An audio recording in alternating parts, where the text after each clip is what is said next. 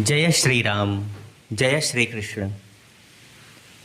क्या आपने कभी सोचा है, एक अंग्रेज अंग्रेजी पढ़ता है और बाइबल का अध्ययन करता है, एक मुस्लिम भाई उर्दू और फारसी पढ़ता है और बचपन से ही कुरान का गहराई से अध्ययन करता है, एक सिख पंजाबी भाषा पढ़ता है और हर हाल में गुरु ग्रंथ साहिब का अध्ययन करता है, जैन बौद्ध पाली और प्राकृत भाषा सीखकर अपने धर्म ग्रंथों को समझने का प्रयास करते रहते हैं। लेकिन हम हिंदू, जो संसार की सबसे प्राचीन भाषा सभ्यता के उत्तराधिकारी हैं, न तो संस्कृत को सीखने का प्रयास करते हैं और न ही अपने धर्म ग्रंथों को पढ़ते हैं। फिर अपने ही मन से नियम बना लेते हैं और अनजाने में भगवान की सेवा में अपराध कर बैठते हैं। अधिकांश हिंदू आज तालव्य श, मूर्धन्य श, दंत्य स, ज्ञ, मूर्धन्य न, अनुस्वार का उच्चारण, कहाँ पे अनुस्वार का उच्चारण दंत न होगा, कहाँ पे मूर्धन्य न होगा, कहाँ पे अंग होगा, कहाँ पे य होगा, कहाँ पे व होगा, इत्यादि की जानकारी नहीं रखते हैं। दीर्घ ई, दीर्घ ऊ, ऐ, औ इत्यादि ध्वनियों का न तो शुद्ध रूप से उच्चारण करते हैं और न ही उन्हें सीखने की इच्छा रखते हैं। जिस भाषा में वेदों का गायन हुआ, जिसमें उपनिषदों ने आत्मा का रहस्य बताया, उसी भाषा के प्रति आज हमारा रुझान कम होता जा रहा है। अपराध शब्द छोटा है पर इसका प्रभाव बहुत गहरा होता है। जो कार्य भगवान उनके भक्तों, उनके मंदिर या उनके ग्रंथों के विरुद्ध हो, वह अपराध कहलाता है। कई लोग अज्ञान में तो कई लोग जानबूझकर भी मंदिर में ऐसे ऐसे कर्म करते हैं जो भक्ति को कमज़ोर बना देते हैं। आइए मंदिर में किए जाने वाले ऐसे अपराधों के बारे में जिन्हें श्री रूप गोस्वामी ने भक्ति रसामृत सिंधु में विस्तार से बताया है। भगवान के मंदिर में सावधान रहने योग्य बातें। नंबर 1, जूते पहनकर मोटर में या पालकी में बैठकर मंदिर में न जाएं। मंदिर ईश्वर का घर है। जैसे किसी के संत के घर में जूते नहीं पहनते, वैसे ही यहाँ भी पवित्रता का भाव अत्यावश्यक है। जन्माष्टमी, रथ यात्रा जैसे उत्सवों को कभी न छोड़ें, क्योंकि ये सिर्फ त्यौहार ही नहीं बल्कि आत्मा को जागृत करने के अवसर है। भगवान को देखकर अवश्य नतमस्तक हों। सिर झुकाना अहंकार का अंत और श्रद्धा की शुरुआत है।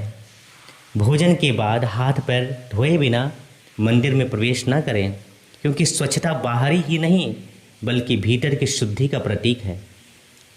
गंदी अवस्था में मंदिर न जाएं। भगवान स्वच्छता और सादगी के प्रेमी हैं। एक हाथ से प्रणाम न करें। दोनों हाथ जोड़ना संपूर्ण समर्पण का प्रतीक है। परिक्रमा दाहिनी ओर से करें, कम से कम 3 बार। इसका अर्थ है भगवान को सदैव अपने हृदय के केंद्र में रखना। मूर्ति के सामने पैर फैलाकर न बैठें, क्योंकि यह अनादर का संकेत है। इसलिए विनम्र मुद्रा में बैठें। भगवान के सामने ऊंची आवाज़ में बोलना, खाना या लेटना नहीं चाहिए। वहाँ शांति, भक्ति और अनुशासन का वातावरण रहना चाहिए। झूठ बोलना, रोना या झगड़ा करना भगवान के सम्मुख उचित नहीं। मंदिर शांति का स्थान है, न कि भावनाओं की हलचल का। भगवान के सामने भिखारी को भिक्षा न दें, क्योंकि वहाँ सब कुछ भगवान का है। भिक्षा बाहर दें, न कि अंदर।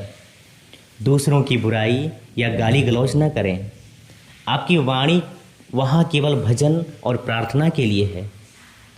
भगवान के सामने अपान वायु का त्याग न करें, अर्थात हवा न खोलें, क्योंकि यह अपवित्रता और असंयम का प्रतीक है।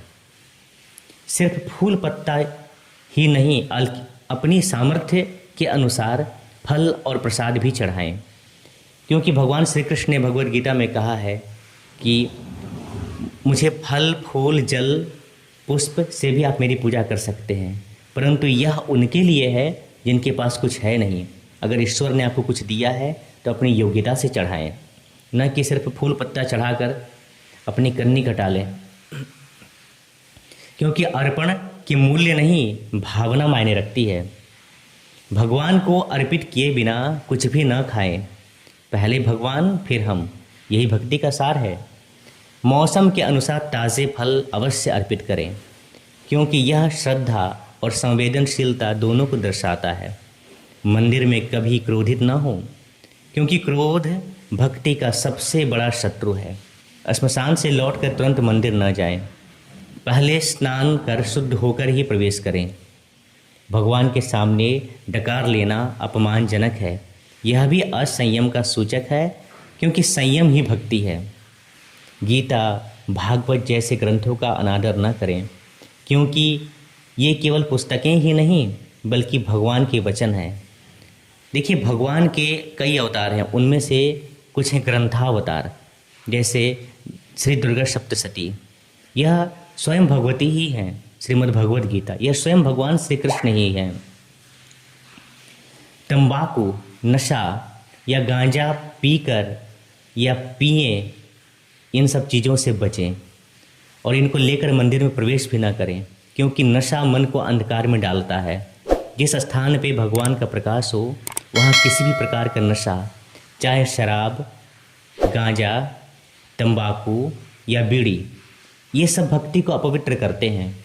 मंदिर में प्रवेश से पहले शरीर और मन दोनों का शुद्ध होना अति आवश्यक है, क्योंकि नशा का दुष्प्रभाव तो आप जानते ही हैं।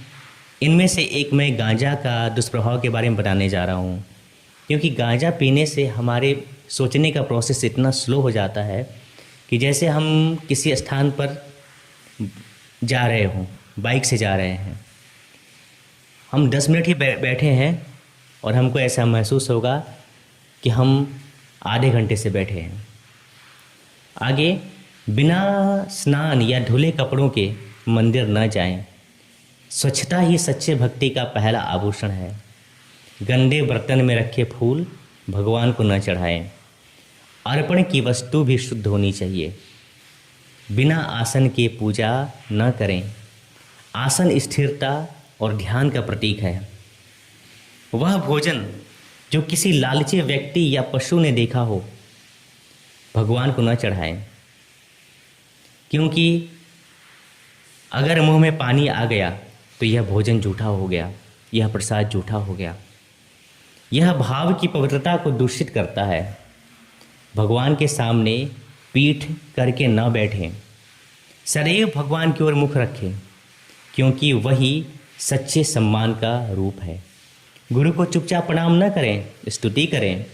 गुरु के प्रति शब्द और भाव दोनों आवश्यक हैं। गुरु या भगवान के सामने अपनी प्रशंसा न करें। जहाँ ईश्वर की महिमा हो वहाँ मैं का स्थान नहीं होता। भक्तों या देवताओं की हंसी न उड़ाएं, उनका अपमान भगवान तक पहुँचता है। अंधेरे में भगवान को स्पर्श न करें, प्रकाश ही शुद्धता का प्रतीक है। पूजा के मध्य शौच या मूत्र त्याग के लिए न जाएं। पूजा संपूर्ण ध्यान और अनुशासन से करनी चाहिए। मुरझाए हुए या बिना सुगंध वाले फूल भगवान को अर्पित न करें। शव देखने के बाद मंदिर में प्रवेश न करें। पहले स्नान करें, फिर शुद्ध होकर जाएं। ये सब बातें सुनने में छोटी लग सकती हैं, पर यही हमारी भक्ति का आधार बनती है।